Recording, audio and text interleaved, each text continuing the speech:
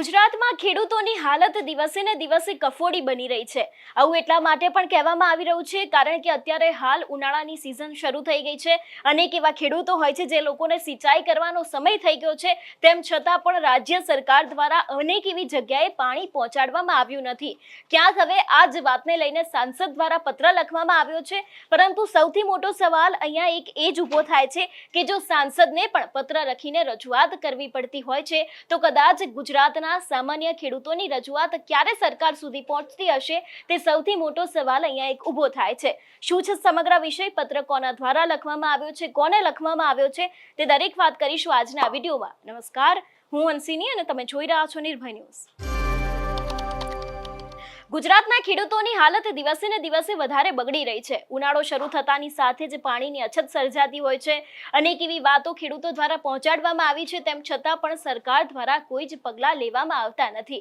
જો વાત કરવામાં આવે આ પત્ર વિશેની, તો સાંસદ મનસુખ વસાવા દ્વારા આ પત્ર લખવામાં આવ્યો છે। આ પત્ર પાણી પુરવઠાના મંત્રી એટલે કે કુંવરજી બાવળિયાને લખવામાં આવ્યો છે। ખાસ કરીને જે આદિવાસી વિસ્તાર છે ત્યાં સિંચાઈનું પાણી પહોંચાડવા માટેની રજૂઆત કરવામાં આવી છે। સૌથી અગત્યનો સવાલ જે આપણે આગળ પણ વાત કરી કે જો કોઈ સાંસદને પત્ર લખીને રજૂઆત કરવી પડતી હોય તો સીધી વસ્તુ છે, ખેડૂતોની રજૂઆતો સરકાર સુધી ક્યારે પહોંચતી હશે।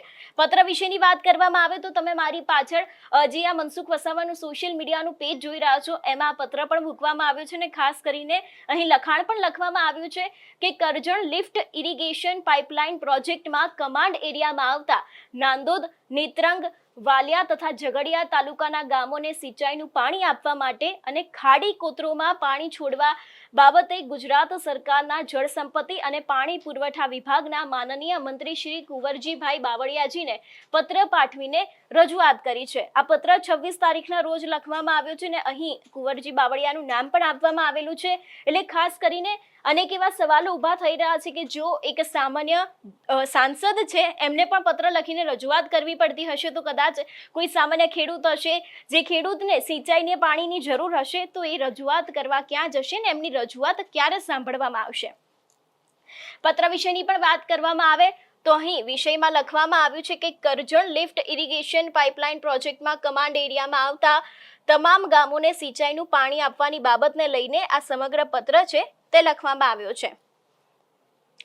લખવામાં આવ્યું છે કે કરજણ સિંચાઈ પાઇપલાઇનના પ્રોજેક્ટનું પાણી નાંદોદ, નેત્રંગ, ઝઘડિયા તથા વાલિયા તાલુકા સુધીના ગામોને ખેડૂતને મળી રહે તેવા હેતુસર આ પ્રોજેક્ટ મંજૂર થયો હતો, પરંતુ સમયની સાથે આ પ્રોજેક્ટમાં કોઈક ને કોઈક કારણોસર બદલાવ આવતો ગયો અને ઘટીને માત્ર ખાડી કોતરોમાં પાણી નાખવામાં આવે છે અને તે પણ અમુક થોડા ઘણા એરિયામાં ખાડી કોતરોમાં પાણી નાખવામાં આવે છે। ઘણા બધા વિસ્તારોમાં ખાડી કોતરોમાં પણ પાણી પહોંચતું નથી। એટલે ખાસ કરીને અહીં એક પ્રોજેક્ટની પણ વાત કરવામાં આવી છે કે આ પ્રોજેક્ટ મંજૂર થયો હતો, પરંતુ કોઈકના કોઈક કારણોસર આમાં બદલાવ આવતો ગયો અને ઘણા બધા એવા માત્ર ઘટીને એવા વિસ્તારો આવી ગયા કે જેમાં ખાડી અને કોતરોમાં જ પાણી નાખવામાં આવે છે અને ઘણા બધા વિસ્તારો તો એવા પણ છે કે ત્યાં પણ પાણી પહોંચતું નથી।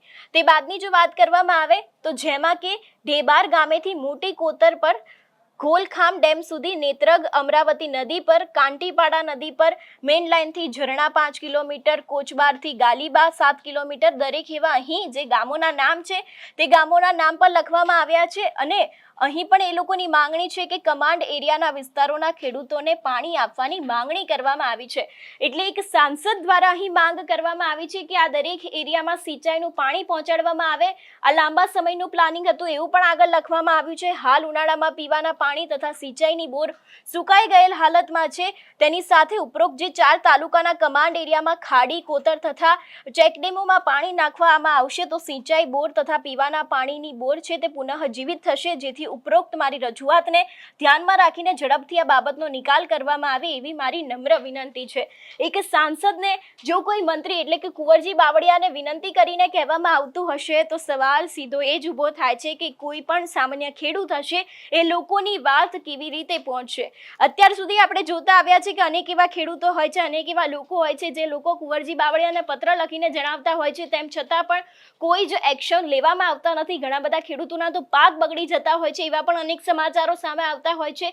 તેમ છતાં પણ હજી સુધી આ વિષયને લઈને કોઈ જ કાર્યવાહી કરવામાં આવી નથી। પરંતુ જો વાત કરવામાં આવે, હવે મનસુખ વસાવા દ્વારા આ પત્ર લખવામાં આવ્યો છે, હવે આની અસર કુંવરજી બાવળિયા ઉપર થશે કે કેમ, તે એક સૌથી મોટો સવાલ અહીંયા ઊભો થાય છે। તમારું શું માનવું છે આ વિષયને લઈને? અમને કમેન્ટ કરીને ચોક્કસ જણાવજો। તેની સાથે જ મારી ચેનલ નિર્ભય ન્યૂઝને લાઇક, શેર અને સબસ્ક્રાઇબ કરવાનું ભૂલશો નહીં। નમસ્કાર।